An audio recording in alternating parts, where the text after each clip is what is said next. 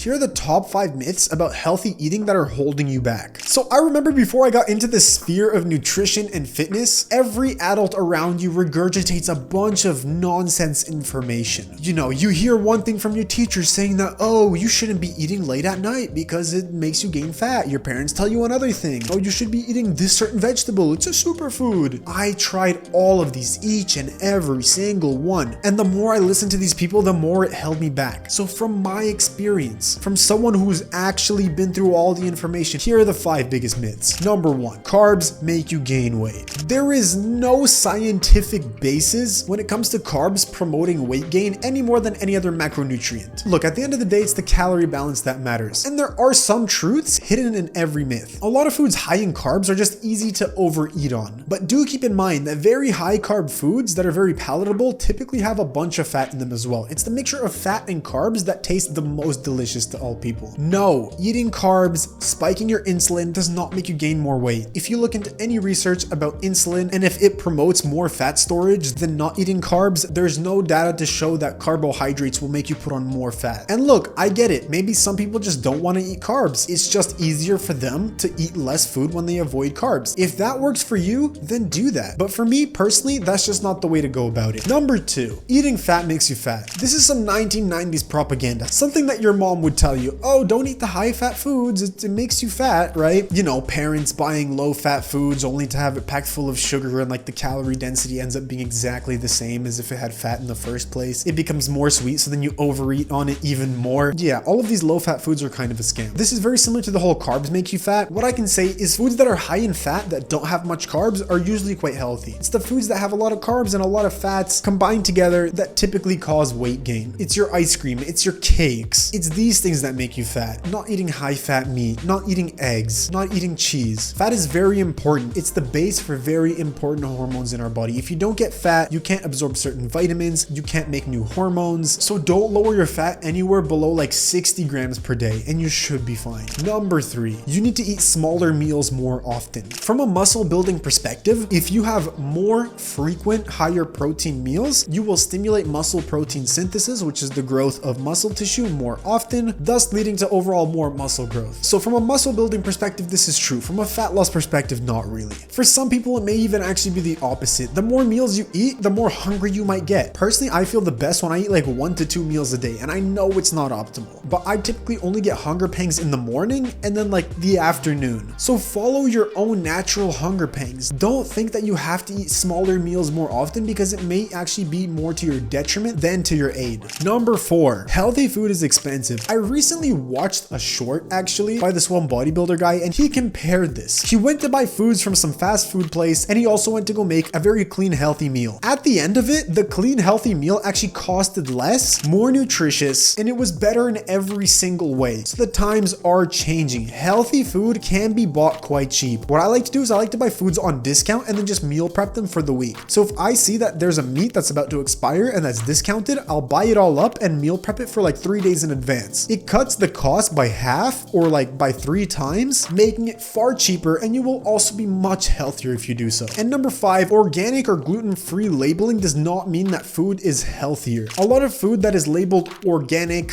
or keto or gluten-free, many of these health terms don't make a single difference when it comes to normal people. Look, if you legitimately have celiac disease, then yes, avoid gluten. But a lot of people will make random stuff up. They will convince themselves that they can't handle gluten or they're lactose intolerant or they must be eating organic because it like gives them inflammation of some sort. For 99% of people, if you just do the bare basics, eat any type of food, just eat in a calorie deficit, you will magnify your health markers. Along with this, some food may be categorized as gluten-free or organic or keto, as I said, but it may be just junk food. I've seen a lot of keto chocolate bars, gluten-free and organic cookies, a lot of this weird stuff, right? So don't necessarily think just because something is labeled organic or gluten-free that it is healthy. Think of the macronutrient balance, think of the micronutrients, think of the calorie balance, see if it fits into your diet, and judge a food based off of that, not what it's labeled as. Now look, I do understand that some organic food may be sprayed with less pesticides. If you're getting your meat from an organic farm, they may use less steroids for the animals. The animal meat may be more organic. I totally get that, and if you're going for that, then discard this. Of course, a more healthier raised animal is typically going to be healthier for you, but don't be thinking that gluten-free cookies aren't the same type of junk food as normal cookies. If you're ready to take the first step, press the first link in the description and join our free Skool group. Here you will meet like-minded people and get more direct help from me and our community. If I gave you anything of value in this video, please consider subscribing, it'd really help us out, and don't forget to stay savvy with your diet.